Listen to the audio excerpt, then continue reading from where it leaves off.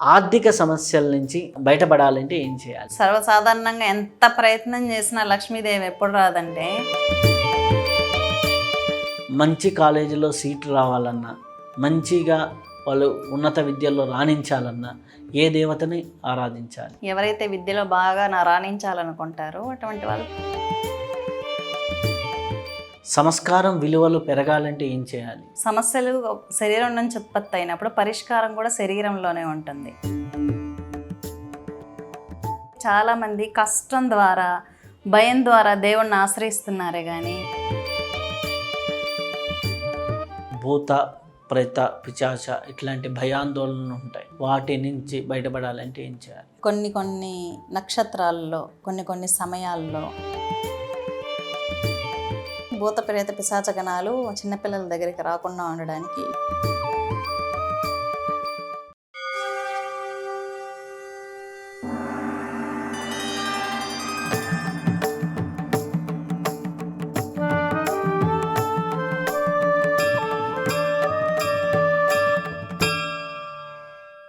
ఓం శ్రీ గురుభ్యో నమః. నిరవి టీవీ ప్రేక్షకులందరికీ నమస్కారం. మనం ఎందరో మహానుభావులతో సజ్జన సాంగత్యం చేస్తూ ఉన్నాం. ఈరోజు మన అదృష్టం సింధు మాతాజీ గారితో మనం ఉన్నాం. వారు ఎంతో ఆధ్యాత్మిక పరిణితి చెందినవారు, ఎంతో ఆధ్యాత్మిక సాధనలు చేస్తూ, ఎన్నో యజ్ఞ యాగాదులు చేయిస్తూ, ఎంతో మందికి ఆదర్శంగా నిలుస్తూ ఉన్నారు. వారితో సజ్జన సాంగత్యం చేసే భాగ్యం కలిగింది. నమస్కారం అమ్మా. నమస్తే స్వామి. ప్రత్యేకించి చాలామంది చాలా చిన్న ఇబ్బందుల్లో ఇరుక్కుంటుంటారు.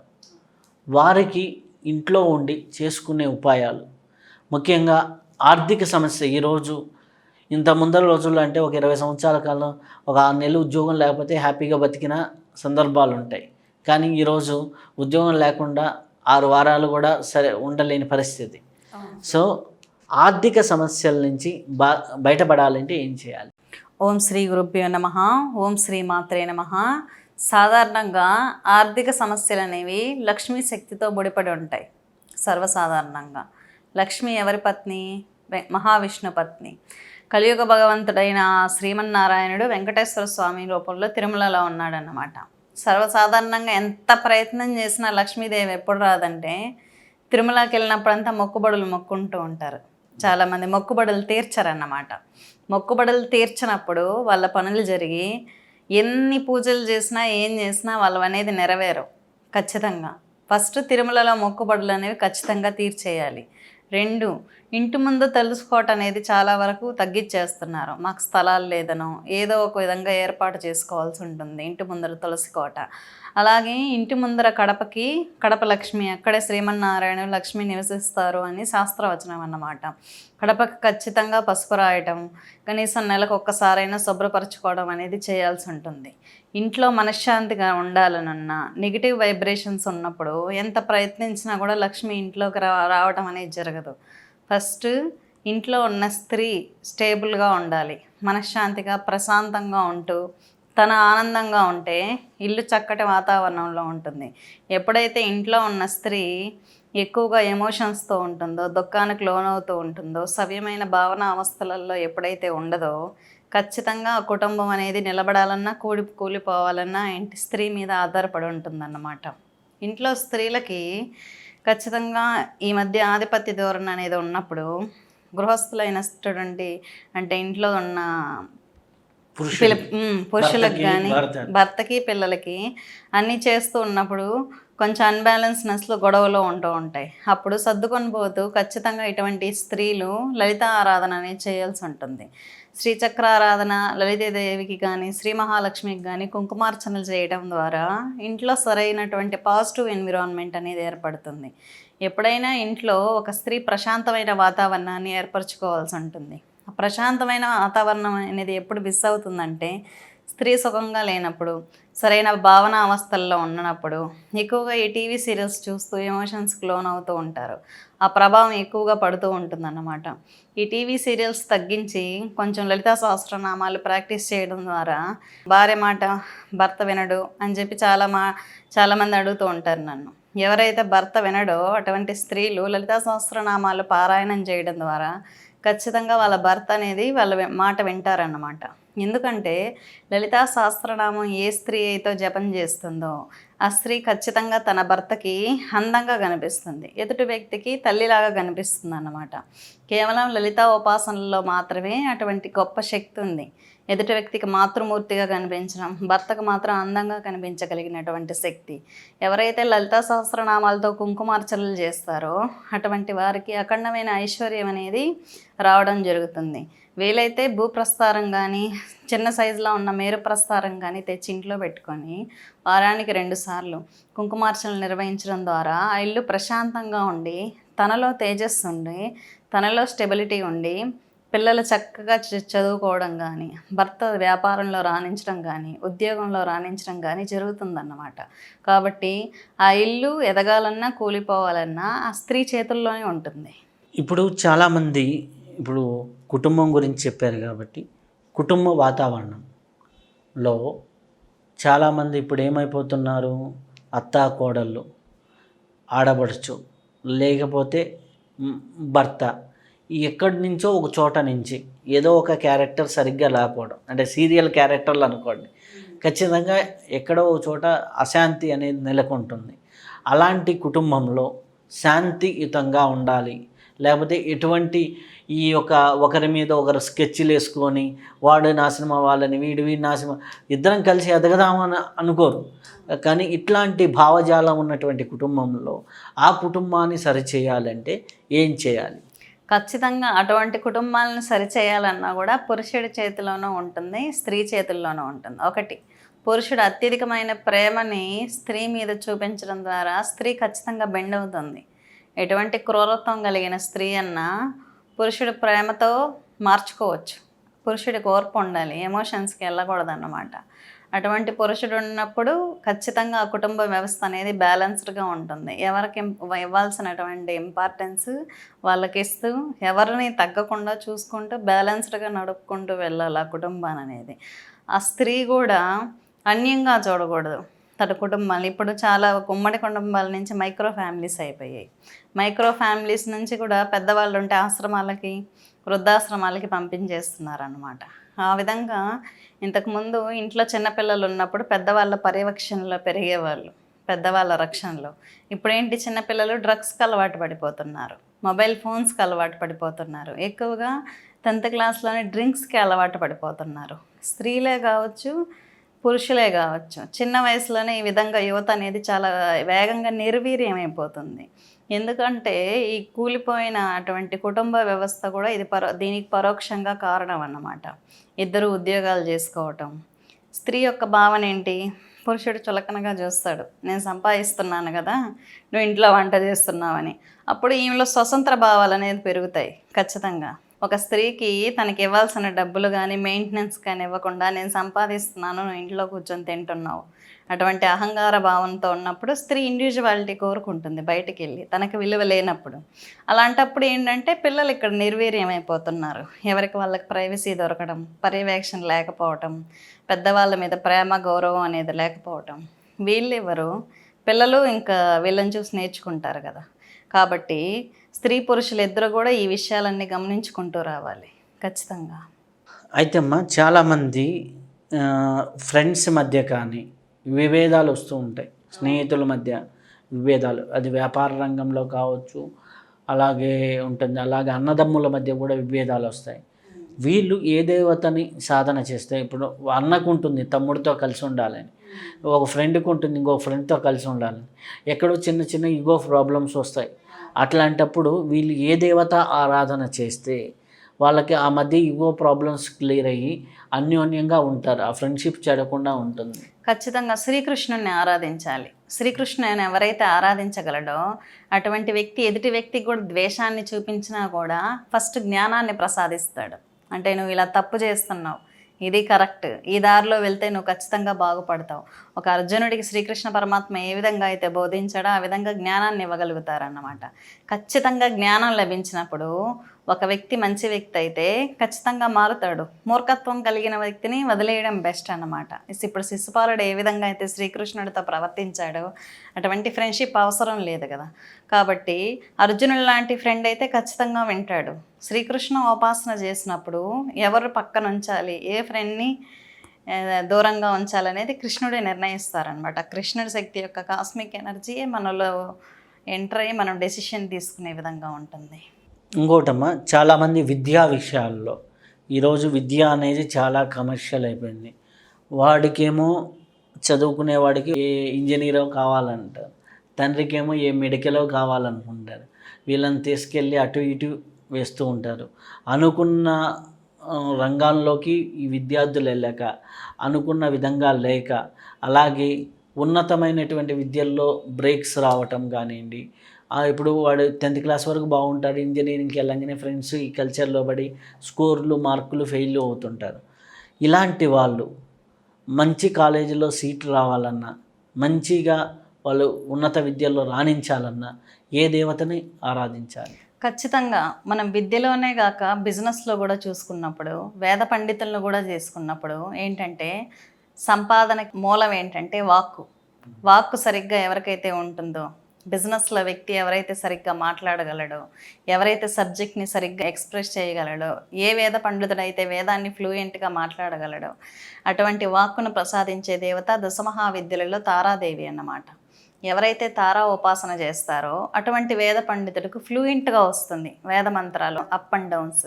ఏదైతే సృష్టి శూన్యం నుంచి కాళీ ఉద్భవించినప్పుడు శబ్దం నుంచి అమ్మవారు ఉద్భవించింది తారా అంటే శబ్దశక్తి అన్నమాట. ఓంకారం నుంచి ఉద్భవించిన దేవత కాబట్టి ఆ తారా ఉపాసన ఏ వేద పండితుడు చేసినా, ఏ బిజినెస్ మెన్ చేసినా సరిగ్గా ఇతని మాటలతో ఎదుటి వ్యక్తుల్ని లొంగ తీసుకోవచ్చు. కాబట్టి ఎవరైతే విద్యలో బాగా రాణించాలనుకుంటారో అటువంటి వాళ్ళు తారా ఉపాసన చేయొచ్చు. సరస్వతీదేవికి సాత్విక రూపంలో చేయాలనుకున్న వాళ్ళు సరస్వతీదేవికి ఉపాసన చేయొచ్చు. ఈ విధంగా ఉపాసనలు చేయడం ద్వారా చాలా ఉన్నత స్థితికి వెళ్తారన్నమాట. తారా ఉపాసన ఏంటంటే అమ్మవారు పరావాక్కుకి అధిదేవత. తారా ఉపాసన చేసిన వ్యక్తి ఆ సభను ఆకర్షించగలడు, అతని మాటలతో మంత్రముగ్ధుల్ని చేయగలరు అన్నమాట. అది అయితే చాలామంది నేను జాతకం చూస్తున్నప్పుడు విద్యలో రాణిస్తారు, సంస్కారంలో తక్కువగా ఉంటారు. విద్య సంస్కారంతో కూడింది, విలువలతో కూడిన విద్య అంటారు. సంస్కారంతో కూడిన విద్య వాడికి మంచి ర్యాంక్ వస్తుంది. అంటే మనం టీవీలో కూడా చూస్తాం, వాడు మంచి సక్సెస్ఫుల్ డాక్టర్ కానీ ఆడవాళ్ళతో మిస్బిహేవ్ చేశాడు, లేకపోతే మంచి ఇంజనీరు వాడు ఇట్లా ఉన్నాడు, లేకపోతే మంచి పొజిషన్లో ఉన్న వ్యక్తి డ్రగ్స్కి అలవాటయ్యాడు, లేకపోతే మంచి పొజిషన్లో ఉన్న వ్యక్తి అంటే ఈ సంస్కారం డెవలప్ అవ్వాలంటే ఏమి సాధన చేయాలి? మొట్టమొదటి ఏంటంటే ఒకప్పుడు విద్య నేర్పించే గురువు మీద సంస్కారం ఉంటే ఆ విద్య మీద సంస్కారం ఉండేది. ఇప్పుడు విద్య నేర్పించే గురువు మీద సంస్కారం లేదు. ఎందుకంటే ఒకప్పుడు గురుకులాల్లో చేర్పించినప్పుడు శిష్యులు గురువునే భగవంతుడిగా ఆరాధించి మెప్పించి విద్య నేర్చుకునేవాడు. ఎటువంటి మహారాజైనా కూడా అతని బిడ్డలు గురుకులంలోకి వెళ్ళి గురుపత్నికి సేవ చేస్తూ, గురువుకు సేవ చేస్తూ విద్యను పొందాల్సిందే. అప్పుడు గురువుకు ఉత్తమ స్థితి ఉండేది, ఉన్నత జ్ఞానాన్ని అందిపుచ్చుకునేవాళ్ళు. ఇక్కడ ఏంటంటే లగ్జరీ ఎడ్యుకేషన్స్, విద్యను కొంటున్నారన్నమాట డబ్బుతో. కాబట్టి అతనికి అహం అనేది అలాగే ఉంది. ఇక్కడ బెండి అవ్వటం, విద్యని ఒక శక్తిలాగా చూడకపోవటం. ఇంతకుముందు విద్యని సరస్వతీదేవి రూపంలో ఆరాధించేవాళ్ళు, ఇప్పుడు దాన్ని ఒక శక్తిగా అనుకోవట్లేదు. అంటే ఒక నార్మల్, అంటే యమనియమాలు లేనటువంటి అవస్థల్లో ఉండటం, అంటే శరీర అవస్థలో ఉండటం వల్ల ఈ అహంకారం అనేది ఎక్కువైపోతుందన్నమాట. అది తాను అనే అహంకారం, గర్వం వల్ల మానవతా విలువలు తగ్గి అతనికి జ్ఞానం ఉన్నా కూడా సరైన అవస్థల్లోకి ఎంటర్ అవ్వలేకపోతున్నాడు. సంస్కారం విలువలు పెరగాలంటే ఏం చేయాలి? ఖచ్చితంగా సంస్కారం విలువలు పెరగాలంటే దివ్యశక్తి అనేది శరీరంలో ఉత్పత్తి అవ్వాలి. దివ్యశక్తి ఉత్పత్తి అవ్వాలంటే చాలామంది కష్టం ద్వారా, భయం ద్వారా దేవుణ్ణి ఆశ్రయిస్తున్నారే కానీ జ్ఞానం ద్వారా ఎవరు ఆశ్రయించట్లేదు. ఇప్పుడు అహంకారం, గర్వం కలిగిన వ్యక్తి కష్టం వచ్చినప్పుడే దేవుని తలుచుకుంటాడు. కాబట్టి ఇతను అహంకారం ద్వారా కర్మలను పొంది ఖచ్చితంగా దేవతను ఆశ్రయించినప్పుడు అతనికి రియలైజేషన్ అనేది వస్తుంది. కర్మానుసారం అతని కష్టాలు కలిగినప్పుడు దేవతని తలుచుకున్నప్పుడు అతనిలో రియలైజేషన్ అనేది స్టార్ట్ అవుతుందన్నమాట. భూమి మీద జన్మించినటువంటి ప్రతి వ్యక్తి ఈ భూమి కర్మభూమి కాబట్టి ఇండివిజువాలిటీ ఉంది. తప్పు చేయడానికైనా రైట్ చేయడానికైనా. తప్పు చేసినప్పుడు కర్మానుభవం పొంది అధోగతి పాలై కష్టాలు పడి దేవతను తలుచుకొని రిలీజ్ అవుతున్నారు. అది భగవంతుడే చేస్తాడు. అమ్మ, చాలామందికి భయము, ఆందోళన ఈ రెండు ఉంటాయి. ఈ భయము, ఆందోళన మనిషిలో నుంచి తీసేయాలంటే ఏమి సాధన చేసుకోవాలి? ప్రీవియస్లో వివేకానందుడికి కూడా చాలా ఎక్కువ భయం ఉండేదన్నమాట. కాశీ వెళ్ళినప్పుడు వివేకానందుడు వెనకల కోతుల గుంపు వెంటబడిందన్నమాట. వెంటబడినప్పుడు వివేకానందుడు పరిగెత్తి ఒక్క ఉదుటిన రివర్స్గా చూసి అరవడం స్టార్ట్ చేశాడు. అరిచినప్పుడు ఆ కోతుల గుంపు అంతా వెళ్ళిపోయిందన్నమాట. అప్పుడు వివేకానందుడికి కాశీలో రియలైజ్ అయింది, అంటే ఈ కోతుల గుంపు అనేది సమాజం ఏర్పరిచే భయం ఇది. దీన్ని తిరిగి ఎదుర్కొంటే తప్ప మనం భయాన్ని పోగొట్టుకోలేము. కాబట్టి ఎదుర్కొనే శక్తి అనేది తనలోనే ఉత్పత్తి అవ్వాలి. అప్పుడే భయం అనేది పోతుంది. ఆ భయాన్ని ఎలా రియలైజ్ చేసుకోవాలంటే మనం రివర్స్ తిరిగి ఎదుర్కొన్నప్పుడు దాన్ని ఖచ్చితంగా మనం వదిలించుకోవచ్చు ఆ భయాన్ని. ఇది వివేకానందుడికి కాశీలో రియలైజ్ అయిన ఘటన. ఆందోళన అనేది మనము ఆందోళన అంటే నా ఉద్దేశం మానసిక చాలా సమస్యలు, ఏదో అయిపోతుందని అలా ఉంటుంది. అంటే చాలామందికి ఏదో అయిపోతుంది, నా జీవితం ఏదో జరిగిపోతుంది, అమ్మో నేను ఉంటానో లేదో, లేకపోతే నేను చచ్చిపోతానేమో, ఇట్లాంటి ఎన్నో ఫోబియాస్ ఉంటాయి. ఈ ఫోబియాస్ నుంచి బయటపడాలంటే ఏ దేవతను ఆరాధించాలి? ఫోబియాస్ అనేది శరీరం నుంచి ఉత్పత్తి అవుతున్నాయి. సమస్యలు శరీరం నుంచి ఉత్పత్తి అయినప్పుడు పరిష్కారం కూడా శరీరంలోనే ఉంటుంది. అంటే అతనిలో అతను అంతర్ముఖం అవ్వాలన్నమాట. యోగ సాధనల ద్వారా ఏదైనా గురువుని కానీ శక్తిని కానీ బలంగా నమ్ముకోవడం ద్వారా అతనికి ధైర్యాన్ని ఇస్తుంది. మనసు ఏ విగ్రహం దగ్గర, ఏ గురువు దగ్గర బలంగా నిలిచిపోయి ధైర్యాన్ని ప్రసాదిస్తుంది అని కోరుకుంటుందో ఆ దేవతని, ఆ గురువుని ఎంచుకోవాలి, ఆ మార్గాన్ని. అప్పుడు ఖచ్చితంగా అతను ఏదైతే దారాన్ని ఇది నన్ను కాపాడుతుంది అని బలంగా పట్టుకుంటాడో ఖచ్చితంగా అతని యొక్క ఆత్మవిశ్వాసమే అతని ఆందోళనని జయించే విధంగా మారుస్తుంది. అంటే చాలామందికి తెలియని రోగాలు, తెలిసిన రోగాలు ఎన్నో వస్తున్నాయి. అవును. ఇప్పుడు సర్వసాధారణంగా చాలామందికి చూసుకుంటే బీపీలు, షుగర్లు కామన్ అయిపోయినాయి. సో ఇటువంటి రోగాల బారిన పడకుండా ఉండాలి అంటే ఎటువంటి సాధన చేసుకోవాలి? భారతదేశంలోనే ఆయుర్వేదం అనేది పుట్టిందన్నమాట. ఇంకా గొప్ప ఎగ్జాంపుల్ చెప్పుకోవాలంటే కరోనాకు మందు అనేది ఇండియాలోనే ఫస్ట్ మనం కనిపెట్టబడింది. విశ్వం మొత్తానికి అన్ని దేశాలకే గురువు మన ఇండియా. అది ఎలా వచ్చింది ఆయుర్వేదం? మన యోగులు దివ్య దృష్టి ద్వారా తపస్సు చేసి ఏ రోగానికి ఏ మందు వాడాలి అనేది కనుక్కున్నారన్నమాట. వాళ్ళ యొక్క తేజస్, ఓజస్ శక్తి ద్వారా, తపోశక్తి ద్వారా. వాళ్ళు ఈ విషయాలు కనుక్కోవడానికి ఏం చేశారు? యమనియమాలు, యోగా అనేది ప్రాక్టీస్ చేస్తూ స్టేబుల్గా ఉంటూ వాటికి తగినటువంటి మూలికలు అనేది గురు పరంపరల ద్వారా కలెక్ట్ చేసుకోవడం జరిగింది. మనం చేస్తున్న తప్పు ఏంటంటే ఆయుర్వేదాన్ని పక్కన పెట్టేశాం. ఇంగ్లీష్ మెడిసిన్స్కి బాడీని అలవాటు చేస్తున్నాం. ఖచ్చితంగా ఇంగ్లీష్ మెడిసిన్స్ వల్ల సైడ్ ఎఫెక్ట్లు ఖచ్చితంగా ఉంటాయి. కాబట్టి ఏంటంటే ఈ మన ఆహారం అనేది ఏంటంటే ఇండియాలో దొరికే ఔషధ గుణాలు కలిగినటువంటి ఆహారము ఏంటంటే అదొక మెడిసిన్. మనం తింటున్నది ఫుడ్ కాదనమాట, మెడిసిన్. అది వండే సరైన పద్ధతి. ఇంతకు పూర్వం అయితే మన తల్లులు, ఇంట్లో ఉన్న భార్య వంట చేసి పెట్టేది. వాళ్ళ వంటలు చేసుకోవడంలో తగిన జాగ్రత్తలు తీసుకునే వాళ్ళు అన్నమాట. కాలం పెరిగే కొద్దీ ఈ భార్యాభర్తలు ఇద్దరు ఉద్యోగం చేయడం వల్ల సరిగ్గా వంట చేసే వాళ్ళు ఉండరు, ప్రేమ అభిమానాలు ఉండవు. వీటి వల్ల కూడా చాలా వరకు శరీరం దెబ్బతింటుంది. ఎప్పుడైతే యోగా, ఆయుర్వేదానికి అనేది అలవాటు చేస్తామో శరీరాన్ని, ఖచ్చితంగా శరీరం అనేది రోగం శూన్యం అవుతుంది. ఈ ఆందోళనలు, డిప్రెషన్స్, సరైన కమ్యూనికేషన్ లేకపోవడం, ఇంట్లో ఉన్న అశాంతి వల్ల కూడా రోగాలు బారిన పడుతున్నారు. మన జీవన విధానంలో దివ్యత్వాన్ని, శక్తిని, ఉపాసనల్ని ఒక భాగం చేసుకుంటే మెడిసిన్స్ అవసరం ఉండదు. ఆయుర్వేదమే సరిపోతుందన్నమాట. ఇది ఆయుర్వేద పరంగా బాగుంది. దేవతాపరంగా ఎటువంటి? దేవతాపరంగా ఖచ్చితంగా కొన్ని రకాలైనటువంటి దీక్షలు తీసుకోవాలి. దీక్షలు అనేది ఎవరికి నమ్మకం ఉన్న దేవత మీద వాళ్ళు వెళ్ళవే. ఇప్పుడు ఎక్కువగా ధన్వంతరి ఉపాసన అనేది ఏమిస్తుందంటే రియలైజేషన్, ఆత్మకి శక్తిని ఇస్తుంది. పలానా డాక్టర్ దగ్గరికి వెళ్తే పలానా మెడిసిన్ తీసుకుంటే మీకు క్యూర్ అవుతుంది అనడానికి ఆ మంత్రం అనేది దారి చూపిస్తుంది అనమాట. మన సూక్ష్మ శరీరానికి అనేది ఏదైనా రోగాన్ని తట్టుకోగలిగిన శక్తినిచ్చి ఎక్కడికి వెళ్తే బాగవుతుంది అనడానికి రూట్ చూపిస్తుంది ధన్వంతరి మంత్రం. ఖచ్చితంగా ధన్వంతరి ఉపాసన చేయడం అనేది చాలా ఉత్తమమైన పద్ధతి. చాలామంది స్థిరచరాస్తుల విషయాల్లో, న్యాయపరమైన విషయాల్లో చాలా విభేదాలను ఎదుర్కొంటుంటారు. అటువంటి వాళ్ళు ఎట్లా దానికి సొల్యూషన్స్? దశమహావిద్యలలో ధూమావతి ఉపాసన ఉంది. ధూమావతి ఏంటంటే ఎవరు చేసిన కర్మలకు వెంటనే వాళ్ళకు దండనను ప్రసాదించే దేవత అన్నమాట. ఎవరు చేసిన తప్పుకు వాళ్ళకి రిజల్ట్ ఇచ్చేస్తుంది వెంటనే. అమ్మవారు ఉచ్చాటన దేవత కూడా. అంటే ఎవరైనా మన ఇల్లుని కబ్జా చేసినా, మన ల్యాండ్స్ని కబ్జా చేసినా వెంటనే ఉచ్చాటనం చేయాలనుకుంటే ధూమావతి మంత్రాన్ని కానీ దీక్ష కానీ తీసుకున్నప్పుడు అమ్మవారికి కొన్ని రకాలైన పద్ధతుల ద్వారా హోమాన్ని నిర్వహించినప్పుడు ఖచ్చితంగా ఉచ్చాటనం అనేది జరుగుతుంది.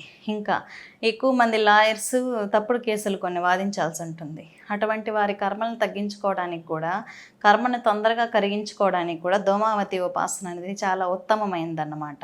ఈ కోర్టు కేసులు తొందరగా సాల్వ్ అవ్వడానికి వారాహి ఉపాసన చేయడం అనేది చాలా ఉత్తమం, కోర్టు కేసుల్లో సక్సెస్ అవ్వాలనుకుంటే. అలాగే కొంతమందికి ఇంట్లో అనవసరమైన ఖర్చులు ఉంటాయి, అనవసరమైనటువంటి ఇబ్బందులు ఉంటాయి. అంటే ఫైనాన్షియల్గా అతి ఖర్చు ఉంటుంది. వాళ్ళు ఏం చేయాలి? డబ్బు వస్తుంటుంది, పోతూ ఉంటుంది, మిగలదు. అట్లాంటి వాళ్ళు ఏం చేయాలి? అటువంటి వారికి సరైన జీవన విధానం అలవాటు ఉండదు, ఒక క్రమశిక్షణ ఉండదు అన్నమాట. ఇప్పుడు సర్వసాధారణంగా మనిషికి న్యాచురల్గా శక్తి లభించే ప్రదేశాలు ఏంటంటే సూర్యరశ్మి, చెట్ల నుంచి జీవశక్తి, భూమి నుంచి భూమి ఆకర్షణ శక్తి. ఇవి మనిషి సరిగ్గా అబ్జర్వ్ చేసుకున్నప్పుడు సరైన ఆలోచన విధానం, ఏం చేయాలి, ఏం ఖర్చు పెట్టాలి, మనం ఏ విధంగా జీవన విధానం ఉండాలి, ఒక మంచి పాజిటివ్ ఎన్విరాన్మెంట్లో ఉన్నప్పుడు, మంచి ప్రకృతిలో ఉన్నప్పుడు మనకు మంచి థాట్స్ వస్తాయి, ఏది ఎలా చేయాలో ఉంటుంది. ఇప్పుడు ఏంటంటే ఎక్కువగా నైట్ అవుట్స్ చేయడం ద్వారా, ఎర్లీ మార్నింగ్ తొందరగా లేకపోవడం ద్వారా ఇప్పుడు చాలా వరకు సూర్యరశ్మి అనేది శరీరం మీదే పడట్లేదు. అటువంటి సూర్యరశ్మిని, మంచి ఓజోన్ శక్తిని, మంచి ప్రకృతిని మనం కోల్పోయాం. ప్రాణశక్తి అనేది మనకు లభించట్లేదు. ఇంట్లో కూడా చెప్పులు వేసుకోవడం అలవాటు చేస్తున్నాం. భూమి ఆకర్షణ శక్తి అనేది శరీరంలో ప్రవేశించట్లేదు. ఇన్ని బ్లాకేజెస్ మనం ఒక చుట్టూ బెలూన్ లాగా ఉంటున్నట్టు ఉండడం వల్ల సరైన మానసిక అవస్థ అనేది ఎవరికి లేదు. సరైన మానసిక అవస్థ అనేది సక్రమంగా లేనటువంటి వల్ల దేనికి ఎలా ఉండాలి, ఒక క్రమశిక్షణ అలవాటు చేసుకుపోవటం, ఆలోచించకుండా ఖర్చులు చేయడం, ఇటువంటివి చేస్తూ ఉంటాం. సరైన పాజిటివ్ ఎన్విరాన్మెంట్లు అనేది ఇంట్లో క్రియేట్ చేసుకోవడం వల్ల, ఒక క్రమశిక్షణ పరమైన జీవన విధానాన్ని ఏర్పాటు చేసుకోవడం వల్ల సక్సెస్ అవ్వచ్చు. అమ్మ, కొంతమందికి చూసుకుంటే ఈ యొక్క భూత ప్రేత పిశాచ ఇట్లాంటి భయాందోళనలు ఉంటాయి. వాటి నుంచి బయటపడాలంటే ఏం చేయాలి? ఖచ్చితంగా తంత్రంలో కొన్ని నక్షత్రాల్లో, కొన్ని సమయాల్లో భూమి మీద ఉన్నటువంటి కొన్ని రకాల వేర్లు, మూలికలు, కొన్ని రకాల ప్రదేశాలు, కొన్ని రకాల పదార్థాలు, వస్తువులకి శక్తి లభిస్తుంది. సరైన రోజు, సరైన నక్షత్రంలో అవి తెంచి ఇంట్లో పెట్టుకోవడం ద్వారా సరిగ్గా, ఇప్పుడు హతచోడి లాంటివి ఉంటాయి, అటువంటి దివ్యమైన వస్తువులు, కొన్ని రకాల మూలికలు దివ్యమైనది, కొన్ని నక్షత్రాల్లో వాటికి కొంత రకాల యూనివర్స్లో ఉండే పవర్ అనేది చాలా గొప్పది. అటువంటి వస్తువుల్ని కలెక్ట్ చేసి ఇంట్లో పెట్టుకోవడం ద్వారా, రాగి యంత్రాలని ఇంట్లో ఉంచుకోవడం ద్వారా ఇంటికి ప్రొటెక్షన్, స్థలానికి ప్రొటెక్షన్. ఒక మనిషికి ప్రొటెక్షన్ అనేది ఏ విధంగా ఉంటుందంటే, పూర్వం తాయెత్తులు కట్టుకునేవాళ్ళు మెళ్ళలో కానీ చేతుల్లో కానీ, ఇటువంటి ఉపాసన చేయనటువంటి వాళ్ళు. ఇప్పుడు చిన్న పిల్లలకైతే మెళ్ళలో తాయెత్తు కట్టేవాళ్ళం. చిన్నపిల్లలను ఉయ్యాల్లో ఊపుతున్నప్పుడు ఎవరో వస్తారని చెప్పి చీపిరి అక్కడ వేయటం, పిల్లల దగ్గర అడ్డు పెట్టడం, ఇటువంటివి చేసేవాళ్ళు. కాటుకు పెట్టడం, దృష్టి దోషాలు పడుతున్నాయని.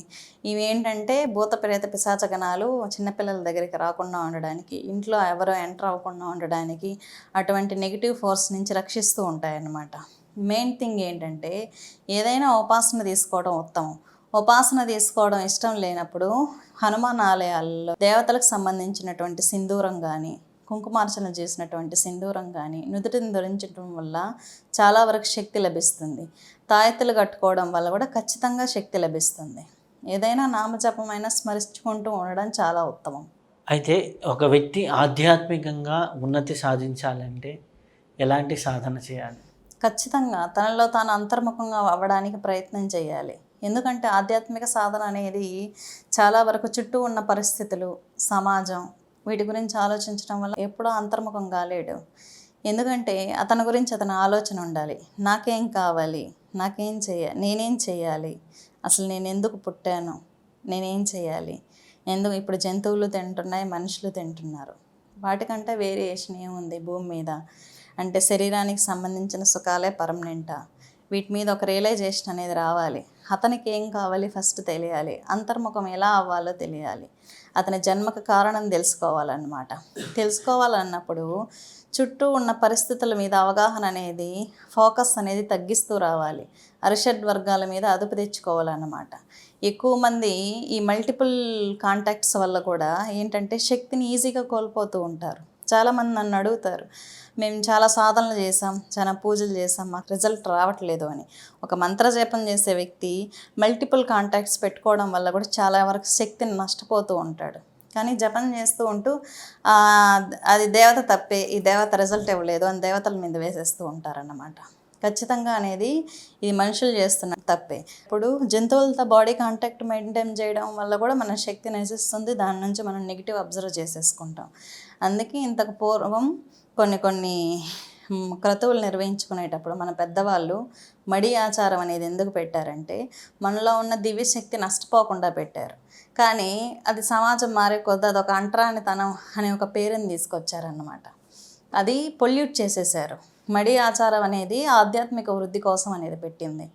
చాలా చాలా సంతోషం అమ్మ. చాలా అద్భుతమైన రెమెడీస్ని మాతో పంచుకున్నందుకు చాలా కృతజ్ఞతలు. ఇప్పటి వరకు అద్భుతమైన జ్ఞానాన్ని మనం పొందాం. మరొక్క విశిష్ట అతిథితో కలుసుకుందాం. అంతవరకు సెలవు. నమస్కారం.